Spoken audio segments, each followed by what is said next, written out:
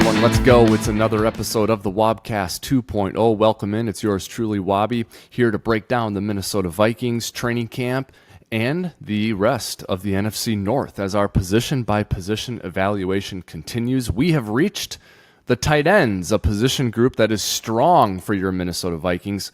We're going to get into that and to every other team in the NFC North and break it all down. To help me do that, it will be my co-host and partner, Gyles. Let's bring him in right now. How's it going, bud? Hey, happy Monday, best day of the week. That's right. Really excited for today's conversation on tight ends. As most people that know me, I'm a really big fan of the protection side of football. It's one of the biggest common denominators among winning teams, and I think tight ends are a unique portion of that formula to be able to protect the quarterback and present the illusion of complexity, as sometimes the Minnesota Vikings say, to be able to block, to catch. They're one of the most versatile animals on the team. So really excited to see what the NFC North has to offer, and more specifically the men in purple. Yeah, it's interesting you talk about the tight ends that way, Gyles. I mean, there are so many different schemes and styles, and there's different ways you can construct your offense, but almost no matter which one you're talking about, the offensive coordinators will talk about the tight ends being really valuable. It's a valuable part of what we do, for reasons X, Y, and Z. And it might, for Brian Daboll, tight ends are really valuable for a set of reasons, for Kevin O'Connell for a different set of reasons, and for Norv Turner, a completely new set of reasons. But no matter who you are, what offense you're running, it's a position group that a lot is asked of them. And it's also a position really that's changed quite a bit over the last 15 or 20 years. And you're going to hear flavors of that throughout our analysis of the tight end rooms across the NFC North, because there's a couple of different teams that have very different outlooks and very different situations with the tight end position. So it's going to be fun to talk about all of that. That's what we're going to do for the bulk of this episode of the Wobcast 2.0 is go team by team, tight end by tight end, and see who's got the best tight end room in the NFC North, as we've done for a bunch of other positions up and down the roster for the NFC North. So that's what we're going to spend most of our time doing. We are going to talk a little Danielle Hunter at the end of the show. So if you're waiting for a couple of opinions on the Danielle Hunter contract extension, that will be coming up momentarily. First, Gyles, though, let's get into our position-by-position evaluation and talk tight ends across the NFC North. Now, as we've done for all the other positions, we will go team by team and player by player. For tight ends, we're doing 3 for each team, and then we have a grading scale for each of those positions: tight end 1, tight end 2, tight end 3. And what is fun about this exercise, if you haven't heard us do this before, is I may have the same tight ends that Gyles has for the Chicago Bears, but we might get to Detroit and we're doing one different one or 2 different ones. And we don't know who's right or who's wrong on that. It doesn't really matter, but the point is you're going to get an evaluation from us on what we think that team is doing with their room. So the way I did it was 3 tight ends for each room. I'm given 10 points for tight end 1, I'm given 7 for tight end 2, and I'm given 3 for tight end 3. It'll be a scale of 20 when all is said and done. We'll go team by team and every single player in each team's room, and we'll start alphabetically. We'll start with the Chicago Bears, where tight end 1 is Cole Kmet, Gyles, a guy who just got a big contract extension. We talked about Danielle Hunter's contract extension. We're going to get to that later in the show. Well, Cole Kmet just got one. There might be another tight end in the NFC North who's looking for a contract extension pretty soon, by the way, and he might just wear purple and gold, and he might just get a little bit more than what Cole Kmet got, which is like $50 million over, I think it was 4 years. So a big contract for Cole Kmet. The Bears obviously believe in him. 67.6 PFF grade last year, Gyles. 6'6", 260 out of Notre Dame. Pretty efficient when you look at targets to receptions or receptions to targets. He had 50 catches on 69 targets last year. I believe he played in all the games, and he had 7 touchdowns. So, I look at his production, Gyles, and he's got the frame and the bulk to be strong and to be a factor in the blocking game, but he's not really known for that. He's known for his ability as a pass catcher. I don't see production there that overwhelms me. He's only had 3 games with 50 receiving yards or more. So I don't love all that. 7 touchdowns is a good number last year. He is only 24. As I said, he's got the frame for it. He's young. So I'm optimistic about what he can become, but I think anything more than like a 6 or a 7, I think you're banking on the projection and the positive, and I don't really do that here. I like to just grade what I see. And so I project Cole Kmet to be a really good player this year for the Bears, or the year after for the Bears, if Justin Fields takes that next step. But we need Cole Kmet to be healthy, and then we need Justin Fields to take that next step. And if all that happens, maybe I'll give him an 8, but I can't do that right now. I'm giving him a 6 on a scale of 1 to 10, and I'm suspecting that's lower than some people would grade him. But again, I got to see it before I can believe it. And Cole Kmet, much respect for him, and I expect him to produce, but I'm at a 6 for him. Tight end 2, Robert Tonyan, who comes from the Green Bay Packers. And actually, I didn't know this until I was doing this research, Gyles. Tonyan was drafted or started with the Lions, then ended up with the Packers, and now he's with the Bears. Yeah, so maybe he'll end the year in purple. Well, yeah, maybe. The Vikings could find a spot for a guy like this. And I can't say that Tonyan is young, but he's not long in the tooth. 6'5", 240.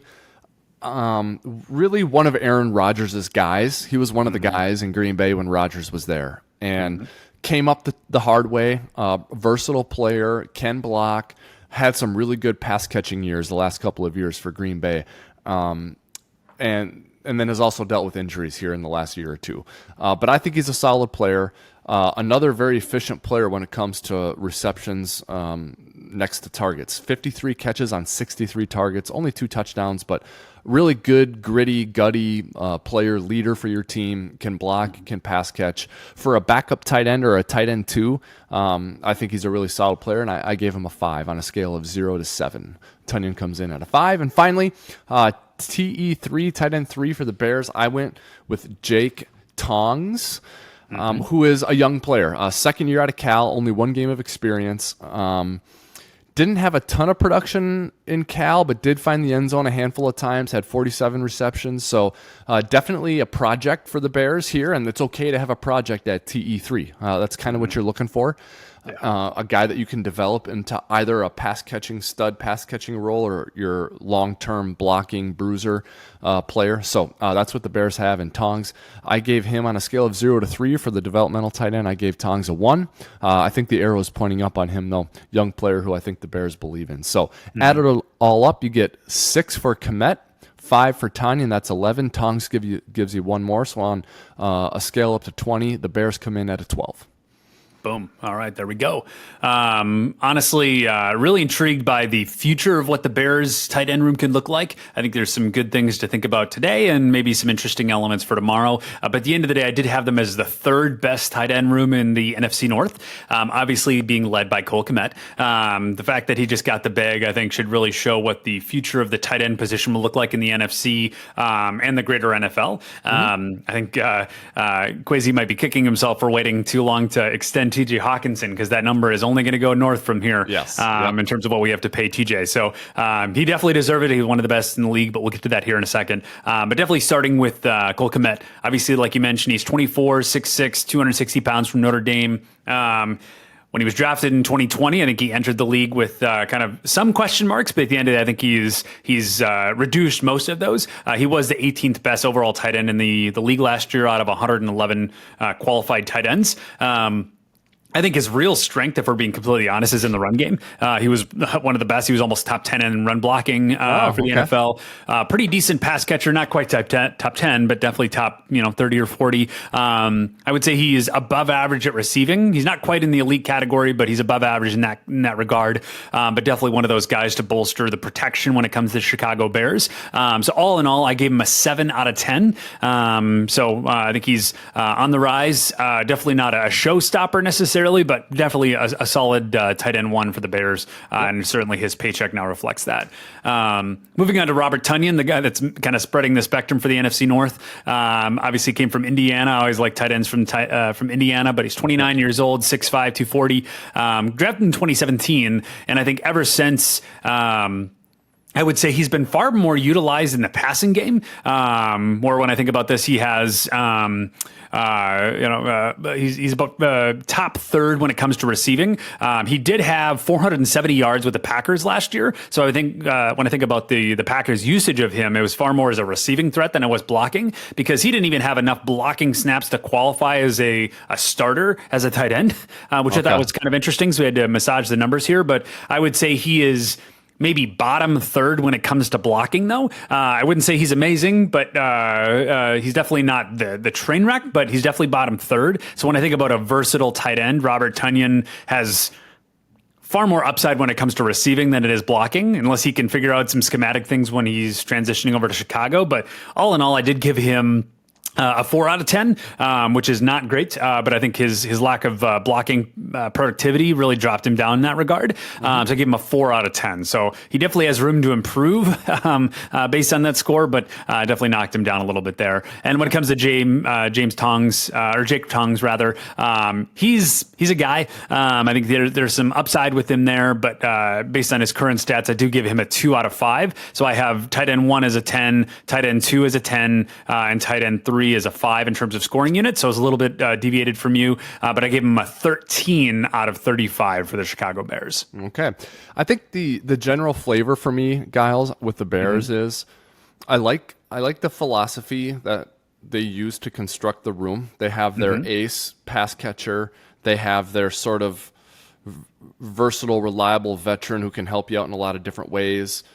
And then they have their project, and I think that's a good way to build your room. Where I just don't rise to the level that a Bears optimist might be at is I just don't believe that their ace is a true ace. I don't think Kmet is, a dude. I think he's a good player.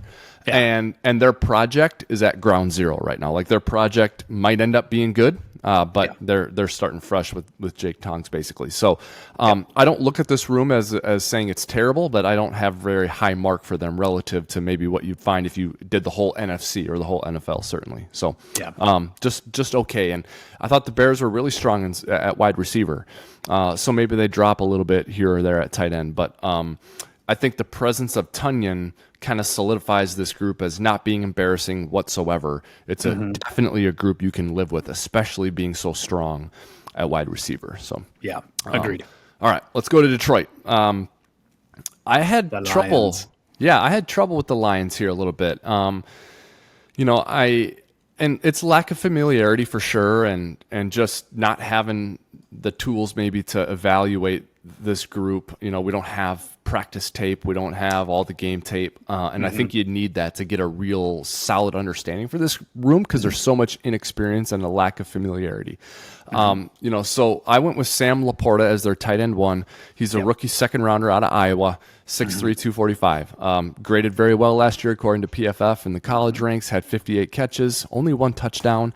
I get the whole Iowa tight end thing, and George Kittle and a lot of other good tight ends have come from Iowa in the Big Ten. So TJ Hawkinson, right? So I see what the Lions are hoping for here, but he's a rookie, and I just don't know how high of a grade you can give a rookie in an exercise like this, where we're trying to evaluate what they are. We're not evaluating what they could be.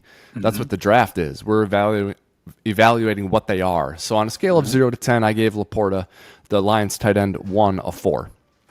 Let's go to tight end 2. Brock Wright is who I've identified as their tight end 2. I think you can make an argument here for someone else, and you may be going to that player, and I may too as a tight end 3. So, but we'll go with Brock Wright for now. Yeah. Another guy who fits the mold, the traditional mold of a tight end from a size and weight and shape perspective. He played at Notre Dame.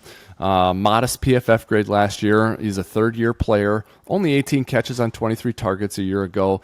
I think you would bill him as your blocking tight end here. I think you're going to ask him to catch passes and run routes from time to time. But if you said to Dan Campbell, who's your blocking tight end, it would be this guy. It would be Brock Wright. And so, I think he can play some special teams, and I think he's a complete culture fit in the Motor City. I mean, he is undrafted and came up the hard way, can play teams.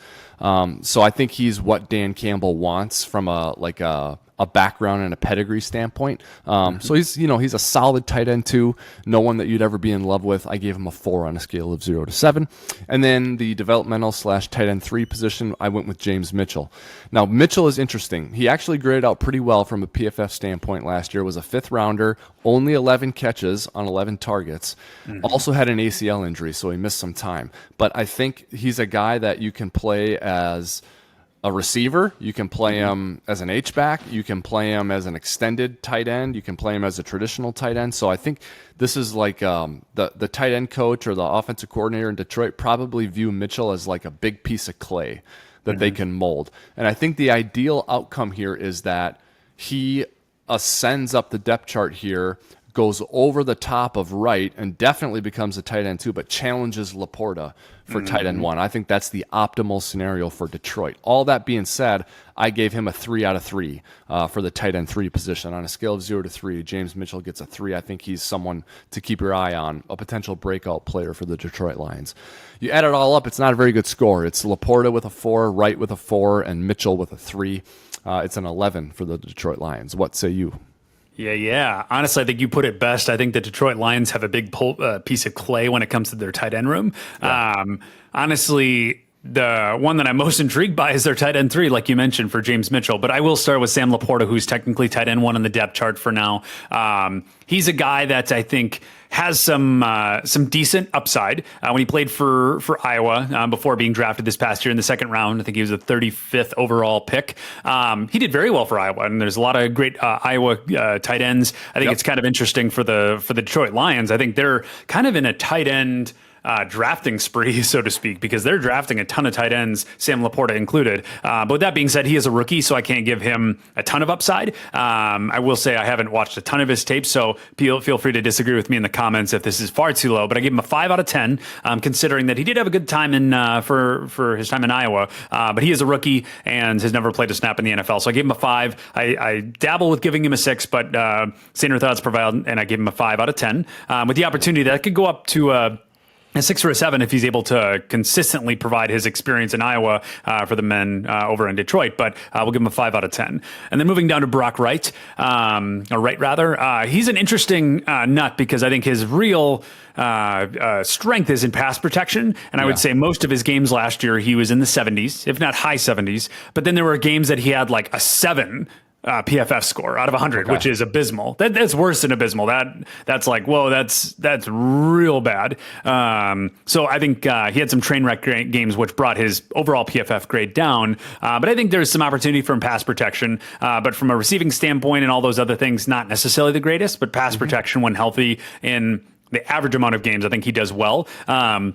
But because of his deficiencies in the run game and the receiving, I did give him a 4 out of 10. I think there's a chance you could convince me into a 5 out of 10. But when you bring all the statistics together, when you consider his overall PFF grade, receiving, pass blocking, and run blocking, I did give him a 4 out of 10. Which I think there's definitely upside there. So I feel like the numbers make it feel like he's abysmal. There is some upside there, but he definitely needs to realize it.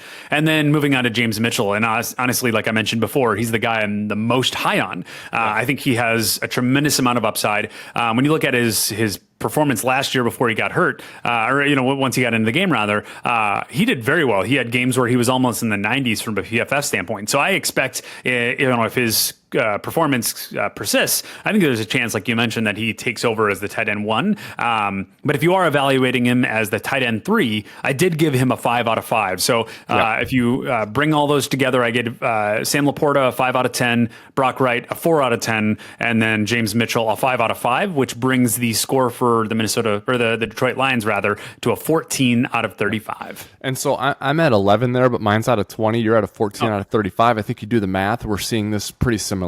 And I think the general idea or flavor here for the Lions tight end room is, to me, Mitchell is the second best pass catcher here, if not the first, right? And so, but he's still green enough that he's going to have to work hard to wrestle snaps away from Wright and from Laporta, because Laporta is going to have draft credibility going for him, right? So as a more recent and higher draft pick. So I think there's lots of different combinations of snaps that the Lions, the way they parse out snaps here is going to be interesting to watch. It probably will change from game to game, and it'll change as the season goes along and they feel more comfortable perhaps with Mitchell. I think a key point to make too on someone like Laporta, which is relevant for when we talk about Green Bay's two rookie tight ends as well, is it's okay if you're listening to this to be really high on someone like Laporta and to be disappointed with a low grade. But and also it's okay for us when we're doing the evaluation to look at a rookie, and even though we haven't seen it at the NFL level, still give someone a high grade. And I can get there if I saw dominant production in college at a high level of play. So if you get someone from Alabama, Georgia, even an ACC school, Wake Forest or something, and they were very, very productive, then I can see giving them a pretty high grade even as a rookie in the league. But short of that, I just don't think you can do it. And so that's kind of why I think we come in pretty low on some of these rookies. And there's two more we're going to talk about with the Green Bay Packers. So sort of just a word of context there on some of these rookie players that we have to evaluate. All right, let's go to Green Bay, Gyles. And I thought, similar difficulty here with lack of familiarity and lack of things to evaluate with a really young room. However, very on brand for the Packers relative to how they're building their wide receiver room. I see this as a very young, inexperienced group that they chose to not fortify with veterans on purpose because they want them to grow together with the receivers and with Jordan Love. That's totally what I'm seeing here. We'll start with Luke Musgrave, who I identified as the tight end one in Green Bay. As mentioned, second-round pick, rookie this year out of Oregon State. I mean, the desired size and frame at 6'6", 253, and really marginal production at Oregon State, which is, I don't know the backstory there. He played in a bunch of games, just didn't have a lot of production. I think what happened here, Gyles, was sort of the analytical testing, the throwing numbers into computers, and the over-analysis of how one performs in combine drills and pro day drills really caused Musgrave to skyrocket here because I think he is a complete project, and he'll be one of these guys where if he ends up being a really good, productive pro, you'll look back on it and be like, how did Green Bay sniff that out? Because you look at his production at Oregon State and does not suggest he's going to come into the NFL and be a really good player, but Green Bay obviously believes in him. They made him a second-round pick this year. So hard to give him a really high grade. I'm giving him a 3, which is one notch lower than Laporta, because I'm not doing the analysis and I'm not punching in the numbers like Green Bay is. And I look at the college production and I just don't see it. And you need Jordan Love to pull it out of him. And I just don't know how likely all of that is. So I hope for Musgrave's sake that he proves me wrong and we look back at this in 3 or 4 months and make fun of the fact that I gave him a 3 on a scale of 0 to 10. But that's where I landed. We'll go to tight end 2. Tucker Kraft is who I identified in this spot for Green Bay. Another rookie, third rounder. He is fairly local too, Gyles, South Dakota State. More production in college than Musgrave had. But actually is talked about as a blocking tight end for Green Bay. So I'll be curious to see how his career unfolds in that regard.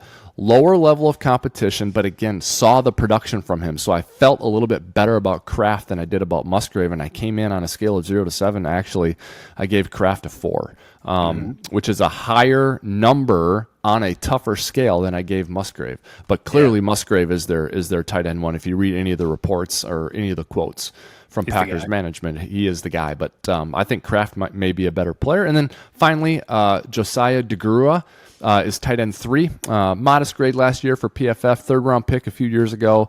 Only 15 targets last year. Kind of a jack-of-all-trades guy, now the leader in that room with no more Robert Tonyan and no more Mercedes Lewis. He's the leader of this room. He can play on teams. He can play as a fullback. He can be a backup tight end. You can throw a pass to him. He can block. I'm not saying he's an all-around great player. I'm just saying he can do a little bit of everything. He's a really good guy to have in your room. Almost as good as you can get at tight end 3. So I gave him a 3 on a scale of 0 to 3. And when you do the math, Musgrave 3, Kraft 4, that's 7, 3 more for DeGuara, and that's 3 for a total of 10. Couldn't have said it better without myself. Honestly, I think you've found maybe the worst tight end room in the NFC North, for obvious reasons, all the ones that you mentioned. Starting with Luke Musgrave. Honestly, not much I love about this guy, to be honest. Obviously, he's still a rookie. He was drafted this year. I mean, he's 22, 6'6", 253. So he has probably the right size. He's from Oregon. But at the end of the day, when I look at his performance, I think he'll be all right, but I think he's a guy. I mean, I know they drafted him in a decent position, but I gave him a 5 out of 10 because he is a rookie and they drafted him in a decent posture. So I think there's a chance that he goes upward, but maybe I'm letting too much of my emotional bias affect this, but not in love with him. I gave him a 5 out of 10, just calling a spade. And we did differ when it came to the tight end 2 position. I do have Josiah DeGuara as tight end 2. I think he's technically listed as the tight end 2 on the depth chart, but like you mentioned, I do expect that to change by the end of training camp. So maybe I should have adjusted from there. But at the end of the day, this guy has some up and down performance. He had games in the 80s and he had games down into the 40s. So he definitely has some volatility when it comes to his play, which did bring me down to a 4 out of 10 because this guy, I mean, he was the 50th best tight end last year out of 111 tight ends. He was basically at the bottom when it came to blocking. So this guy is not great at the blocking, both pass and run. So that brought him a 4 out of 10. I would say not great from a protection standpoint for run or pass. So he needs to clean that up if he expects to be able to increase himself on the depth chart. In fact, I do expect him to go down to tight end 3 by the end of training camp. Hot take, I think there's even a chance that there's an off-season addition where he gets moved even lower than tight end 3, but we'll see. Sure. And then that brings me to tight end 3, and that's Tucker Kraft, the one that I have the most high upside on him. When he was at South Dakota State, he had some pretty decent games. I think he ended the year with a 77.5 grade in 2022. He was even better in 2021. He had an 85.0 grade. So I think there's decent upside with him. The chance that he kind of scales the ranks here and is tight end 2, if not battles for tight end 1. So I did give him a 3 out of 5, partially because he's a rookie. I think there's a chance that he could get a 4 or 5 as a tight end 3. But that does bring the entire Green Bay Packers room to a 12 out of 35. I gave 5 out of 10 for Luke Musgrave. I got 4 out of 10 for Josiah DeGuara, and then 3 out of 5 for Tucker Kraft. Yeah. It's because there's so much youth here. Mm-hmm. It's hard to be critical and give them low grades. Where I kind of found myself was, here's a low grade, but we'll give you a shot at maybe it's better than we think it is, right? Because there's so much youth and inexperience there. And look, Matt LaFleur is a great offensive mind and has a great depth of experience. And he's going to need all of that this year to make this, to start building something and progressing something, because I just don't know what Green Bay. I'll answer my own question. What's Green Bay going to hang their hat on? It has to be the running game.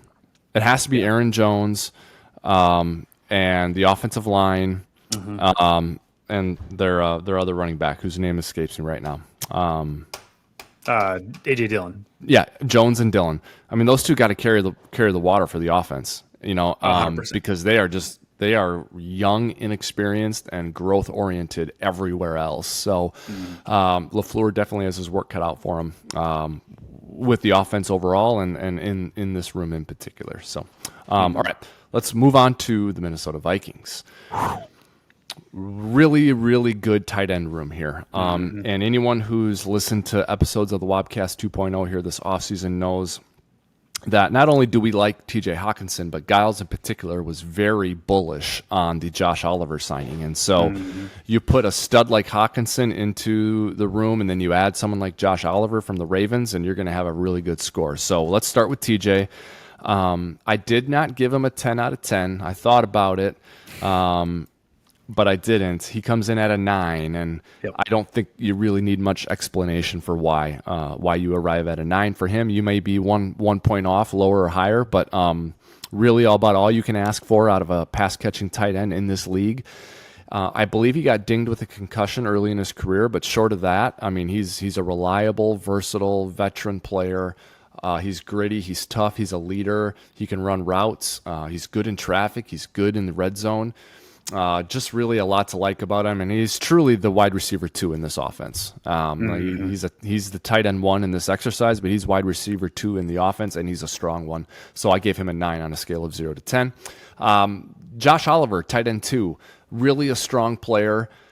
My scale for tight end 2 is 0 to 7. And when I look at Josh Oliver, actually graded better than Hawkinson did last year from a PFF standpoint. You can correct me if I'm wrong on that. Yeah. He did. Known as a blocker, but also is adept in the pass catching game. I think he's still blossoming as an overall player. He may be a fully established blocker. I think he's still, there's more to get to as a pass catcher with Josh Oliver. 6'5", 259. For a tight end 2, about all you can ask for. I actually gave him a 6 out of 7 on a scale of 0 to 7. And then for tight end 3, I went with Johnny Munt. Now, Johnny Munt last year was one of those guys that I sort of identified at this time last year. I looked at Munt and I was like, this could be a guy I end up really sneaky loving. And nothing really happened to pull that out of me. Nothing happened to make me hate him, but nothing happened to like fortify my opinion of him. So I'm still on a little bit of a wait and see with Johnny Munt. And so I feel a little bit low on my grade. I gave him a 1, but I'm kind of teetering toward a 2 with him. But I'm so high on Hawkinson and Oliver that I'm like, I'll give Munt a 1 and see if he can prove me wrong. So Hawkinson 9, Oliver 6, that's 15. One more for Munt, and that is 16. Your number 1 room at the tight end position in the NFC North, according to me. What say you? There we go. Before I get down into the nitty gritty of the Minnesota Vikings, I want to do a quick contest, not like a little quiz here. Do you remember the last team to go 16-0 or to go undefeated in the regular season? Patriots and what year? Was it not New England? 2007. You're right. It was New England. New England Patriots 2007. There are obviously a lot of reasons for that success that year, including Tom Brady. But do you know one of the other biggest kind of success factors behind that team? Are you familiar with this? Well, I believe that year did they have Gronk and Hernandez?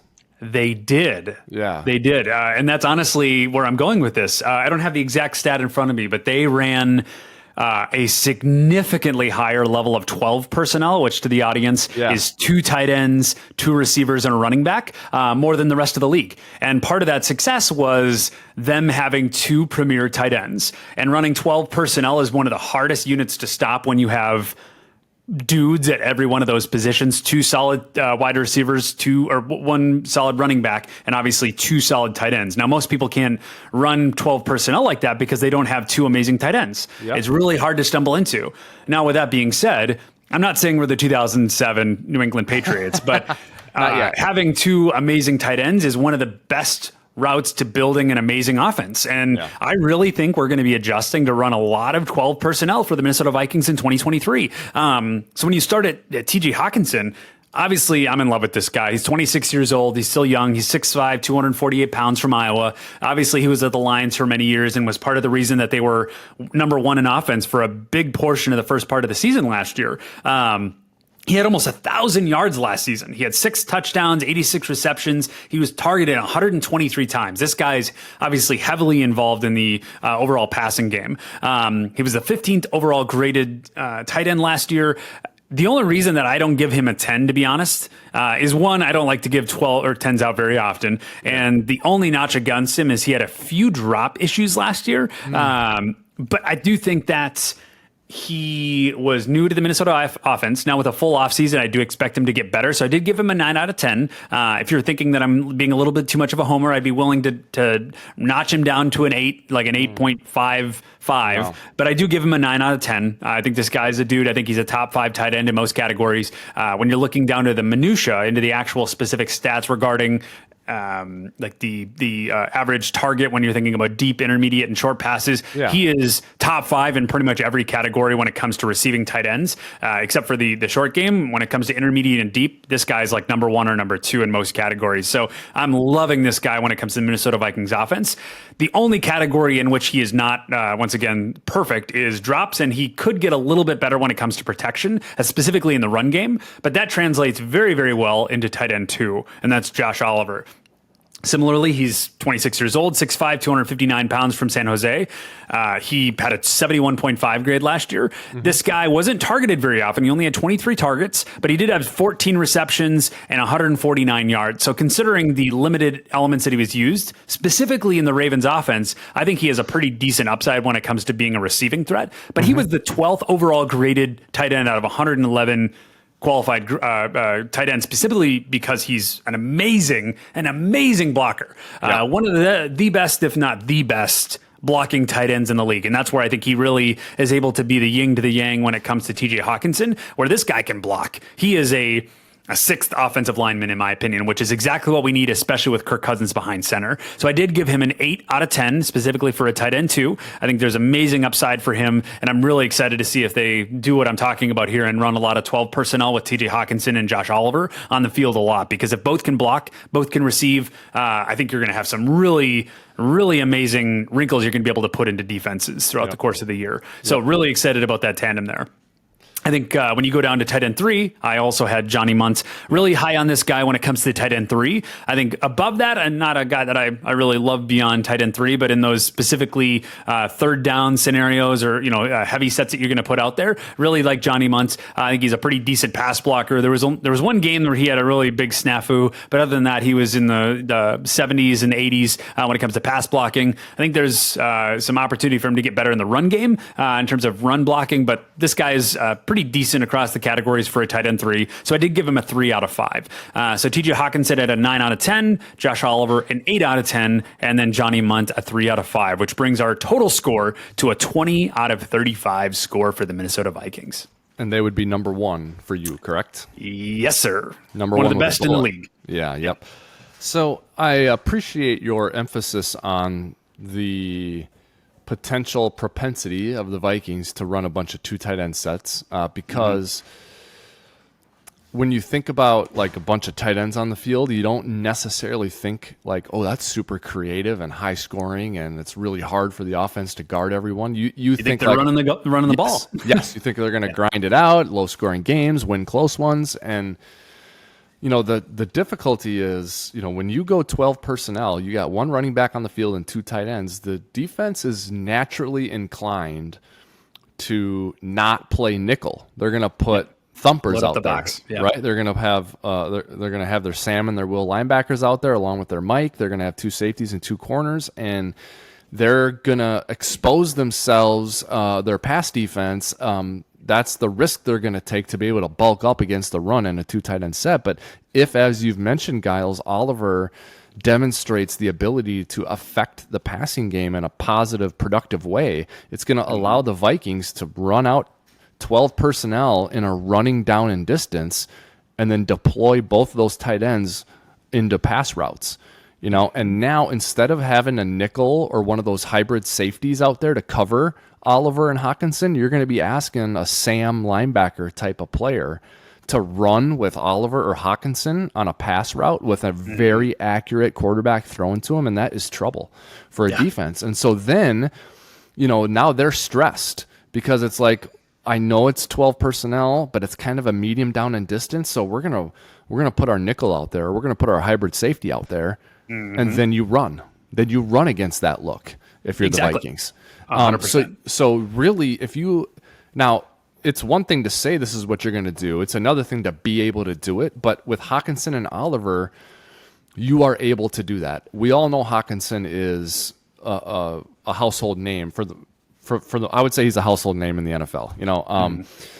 Oliver is not, but he should be and he will be soon. But he's not right now. But anyone who knows where he comes from, right? Anyone who knows what they're looking at has a great appreciation for Oliver's game. So, the Vikings are probably really onto something here with this approach. And so long as they both stay healthy, it's really going to be a wrinkle, more than a wrinkle. It's going to be a philosophy that Kevin O'Connell is going to be able to employ that's going to be really effective. And I think it plays into the hands of Kirk Cousins too, because he's a cerebral type of player. He's got no problem going up to the line with a run call and a pass call and going with the one that they're in the best position to execute based on what the defense did to react to the offense's personnel grouping. So I appreciate you bringing up the highlighting the opportunity the Vikings have here for a bunch of 12 personnel looks, because I think it could be effective. So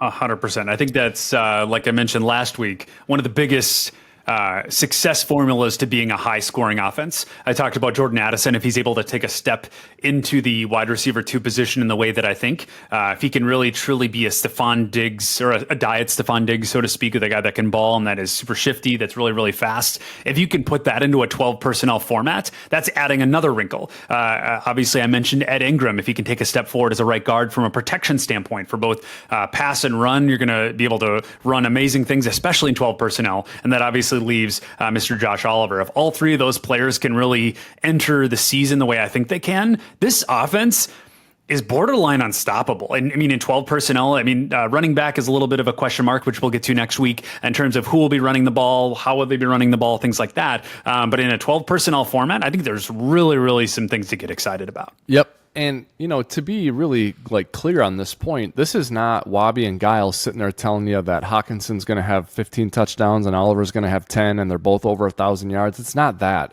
It doesn't even need to be that to be super effective and efficient. Mm-hmm. It needs to be like Josh Oliver, 50 catches for 650 yards this year and 4 touchdowns. Like that would put, those numbers aren't going to make you draft him in your fantasy league. They're not going to get him in the Pro Bowl. And it might even keep them under the radar at this time next year for folks. But they are good enough to make it incredibly difficult to guard the Vikings. And so that's kind of what we're suggesting here. And I think Kevin O'Connell absolutely knows what he's doing from a construct the offense standpoint, from a play calling standpoint, understanding what defenses might try to do to mitigate them or neutralize them, and then what to do off of that. I think he has a great understanding of that. I think, he played quarterback. He was in the room with Belichick and Brady early on in his career, and then Sean McVay, he coached under Sean McVay. So, he's really got great pedigree, and he's got great talent here. So he's in a very, very strong position after a really good year one, I think, to add some wrinkles. And this has the makings of a really, really good offense. And you're right, we are going to talk about running backs next week. And Alexander Mattison is obviously going to lead the room for the Vikings next year. And we can hem and haw all we want about how much of a downgrade that is from Dalvin Cook, and is that enough to matter? But the bottom line is, no matter how bearish you may be about the Vikings running back room with Dalvin Cook now gone, there is so much talent elsewhere here that the Vikings offense is going to be just fine. And then if you're kind of more like us and you feel okay about the running back room, or you feel good about the running back room, you've got to be really high on this offense. So, the NFC North rankings at tight end, Gyles, go Minnesota, Chicago, Detroit, and Green Bay. Is that how it shook out for you too? I know you had Minnesota 1. How'd it go 2, 3, 4? Yeah, Vikings, Lions, Bears, Packers. Oh, you went Vikings, Lions, Bears. I went Vikings, Bears, Lions. I had the Bears and Lions separated by just 1 point, though. It was very close. Okay, there we go. Yep. I had 20 for the Minnesota Vikings, 14 for the Lions. Bears were at 13, and the Packers at 12. Okay, and so I didn't combine the grades with the wide receiver room, but I'm toggling back and forth here on my sheet, and the rankings were similar. I had Vikings, Bears, Lions, Packers. I think you had that, or you had Vikings, Lions, Bears, Packers, whatever. When it comes to wide receivers and tight ends, though, we've got them stacked pretty much the same. Minnesota's atop the group. Detroit and Chicago are kind of neck and neck next, and then Green Bay's distant fourth. And so interesting position for Green Bay to be in after all these years of Favre and Rodgers, where they've been flamethrowers and lighting up the scoreboard. The way we're evaluating it right now, they got their work cut out for them across the border. So we'll see what happens, though, when all is said and done. All right, 2 more things to get to here before we wrap this thing up, all right? Oh, first of all, did we leave anything on the table with the tight ends? Are you good there? No, I think that covers it. Okay, good. All right. 2 things. We are going to do running backs next, so make sure you tune into the next Wobcast 2.0, where we break down the running back rooms for each team in the NFC North, and we'll see where the Vikings stack with their division foes. Lastly, though, before we go, Danielle Hunter. Good news this week as the Vikings and Hunter agreed to a contract extension. Now, we speculated last week, Gyles, on the Wobcast 2.0 that something must have been close because it's rare for an elite player in a contract dispute to show up to camp on time. And that's exactly what happened. And so we speculated that something must be pretty close, and apparently it was. Because just days after that, Danielle Hunter and the Vikings reach agreement on a contract extension that is for 1 year, guarantees him $17 million, allows him to earn up to $20 million, and there's a no tag clause on the contract, so the Vikings will not franchise Danielle Hunter next year. So all of that being said, I gave it 2 thumbs up. I thought it was good news for the Vikings. What were your thoughts on it? Obviously, Love. I think he's one of the best edge rushers in football. I think this gives us a pretty clear route to success here in 2023. I think the fact that they re-signed him shows that the Vikings agree with me that there's a route to winning in 2023. I think they think that they're in a win-now window because they didn't lock him up long-term, nor did they let him walk or trade him, which tells me that they think they have at least another year of juice left to be able to make a run for a ring. I think not only does it indicate that they think they can win now, I've said it before, I'll say it again, this is kind of some speculation here, but the fact that they did not trade him for potentially a first-round pick, I think that goes to show that maybe they like Jaron Hall even. Now, that's some reckless speculation there, but I was thinking maybe they'd trade Danielle Hunter to be able to get draft capital to trade up and get a quarterback next year. And the fact that they kept him another year, and he'll be a free agent after this next upcoming season, maybe there's some interesting learnings from Jaron Hall. Obviously, that's a big if. That's a pretty low draft hit to hit on. So if they do hit, then give Kwesi a pay raise. But I think that was some kind of interesting notes, but I'm really excited he's going to suit up in purple again this year. Yeah, me too. And I'm really sort of down on what the Vikings have done from a pass rushing standpoint for their defense, and that's a reflection of what they're doing on the interior, what they're doing at linebacker, but mostly what they're doing on the edge. I didn't like seeing Zadarius Smith leaving and some of the moves, but this is a good one, and this is their best guy, and they brought him back. And I look at what they're dedicating to him from a cash standpoint, but more importantly from a cap standpoint. And I think when all is said and done, Gyles, if he produces the way he should produce, it's a bargain for the Vikings. I mean, my goodness, yes. And if he doesn't, and you're disappointed in him, I don't think you overpaid for it, and you're not committed to him anymore.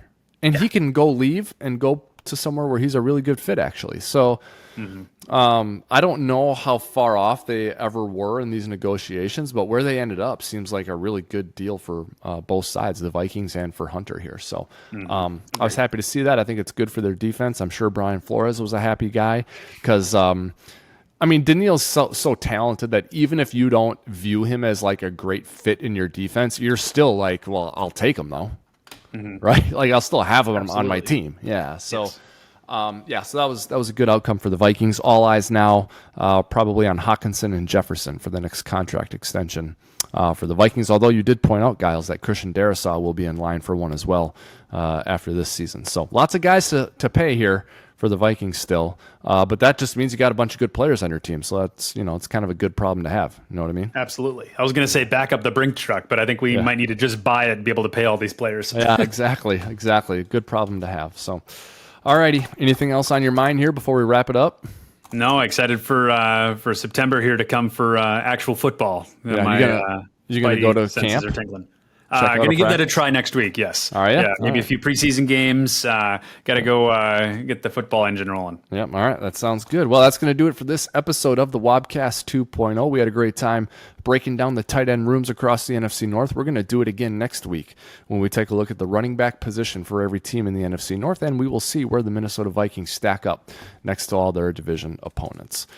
That's going to do it for now. We hope you catch all future Wobcasts, and you can go back and look at past Wobcasts. You can find it wherever you find all your other favorite podcasts, Google Play, Apple Podcasts, Spotify, and of course we're on YouTube, so you can check us out there as well. Make sure you interact with us on social media or use the comment function on YouTube. Let us know what you think and what you want us to talk about.